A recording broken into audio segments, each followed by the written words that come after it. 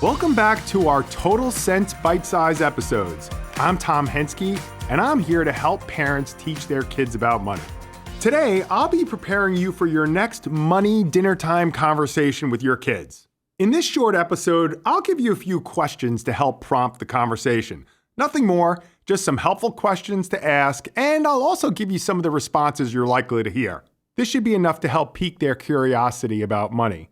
You are simply stopping the trend of money being a taboo topic in the household. You're not trying to claim that you're money smart yourself. You're not trying to make them a financial guru. You're just getting the conversation going to open their minds. Let's jump right in. This lesson is about educating kids on compound interest. Great subject. The goal here is to give them a firm understanding about what compound interest is and why it's important. Namely because inflation, that terrible word inflation, ends up ravaging everyone's purchasing power.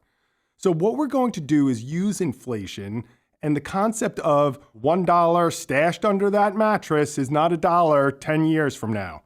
Think about it.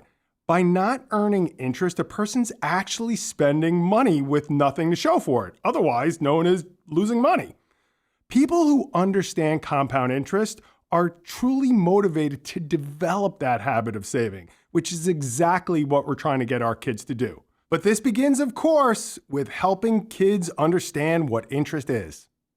So why don't you use this as your intro to the dinner once you sit down? Tonight, we're going to talk about the miracle of compound interest. And put a pause there because you really want them to absorb that phrase, the miracle of compound interest. And then say, it was Albert Einstein who actually made compound interest famous when he said, compound interest is the eighth wonder of the world. Those who understand it, earn it. Those who don't understand it, pay it. And like we always start, let's go big picture in step one and answer the question that they have in their mind is, why should I care? So the first question you're going to ask is, what is inflation?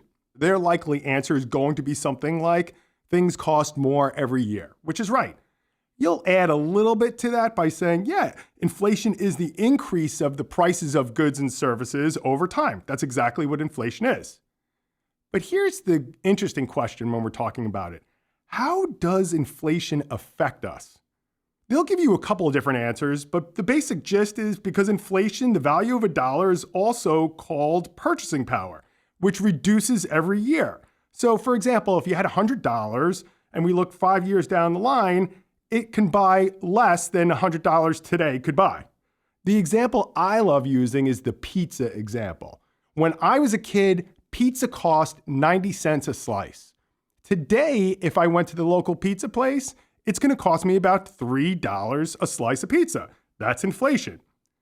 This means that the return that you get on an investment has to at least beat inflation for just to maintain your purchasing power. That's why they need to understand inflation. That's the reason to invest your money. Logically, step two will be, how do you beat inflation? So the question you're going to lead off with here is, as it pertains to money, what is interest? So put simply, interest is the reward they get for saving money, but it's also the cost that they pay for borrowing money. Let's go through those 2 points. Earning interest, put money in a savings account and you get paid extra money on top of that, known as interest. Interest is paid as a percentage of money that you put in the account. So for example, let's say you put in $100 and let's say the interest rate is 4%. At the end of the year, you'll get $4, which is 4% of 100. The percentage is known as the interest rate, and the longer you leave your money in the account, the more interest you earn. Good times, that's awesome. But then there's this thing called paying interest. And interest works both ways, so think about this. It's great when you're saving, but it's not so great when you're borrowing because then you have to pay someone else interest to use their money. Someone loans you $100 today and charges you 4%, and that means you owe them $104 at the end. The second question we're going to jump into is this. What are the two types of interest? Chance of them getting the answer to this right off the bat is slim to none. What we're trying to drive at is simple versus compound interest. Here's what simple interest is. You have $100. you get 10%. At the end of the year, you get $10. They give you the $10. They still have the $100. Again, 10%. They give you $10 the second year. Compound interest is really earning interest on your interest. And that's important to make sure you get that concept through. Interest on your interest. Here's your example. $100. You earn 10%. That 10% is $10. At the end of the year, you have in your account $110. Now, that $110 goes to work. It earns 10% the next year, which is $11. So at the end of the second year, you have $121. What's happening is your interest is earning interest and it's compounding and it's growing at a quicker rate than simple interest would. Now we're ready for step 3, which is getting to the important relevance of the whole conversation. The question you're going to pose, why is interest important? Simply, interest is important because it fights inflation. And secondly, the part that the kids always seem to like is when you say this. It allows you to make money while you're sleeping. For some reason, that whole concept resonates with kids, and they'll carry that with them into their young adulthood. The reason you invest, it allows me to make money while I'm sleeping. Now we move into step 4, which is really fun. It's the rule of 72. And the question you're going to ask is, what's the rule of 72? Now, you're probably listening to this and thinking, I don't know what the rule of 72 is. So let me explain it to you so that you can explain it to the kids. Basically, this is a tool that financial advisors that we use to estimate how long it takes people to double their money. It reinforces the whole concept of compound interest. So here's the rule.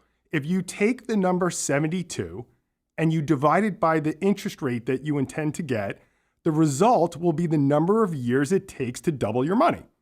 So let's stick with 10% and keep it easy. If you divide 72 by 10, you will find that it takes 7.2 years to double your money. Okay, step 5, let's have some fun and gamify it.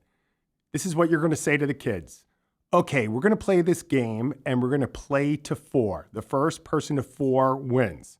Here's the game. Rule of 72. How many years does it take for your money to double at 1%? Quick, quick, quick. Now, one of your kids will say 72 years. And in your mind, you're thinking, yes, they understand the rule of 72. Then you're going to use other numbers to see who gets it first. So you'll then go to 7%. How many years does it take for your money to double at 7%? Quick, quick, quick. And someone's going to say 10 years. Now, we know it's a little more than 10 years, but don't get carried away with it. 10 is close enough. And then you'll do 2%, 3%, 4%, 5%, until someone wins and gets 4 points to win the game. Hopefully that's created a lot of fun and laughs, and you want to close the conversation with something very simple that they could take with them. Try this. Say, remember, inflation robs and compound interest lets you protect against it. And now, what did Albert Einstein say? Compound interest is the 8th wonder of the world. Those who understand it, earn it. Those who don't understand it, pay it. I hope you enjoyed our episode of Total Sense. A special thank you goes out to Verso Studios at the Westport Library. Tune in for our next Money Chat.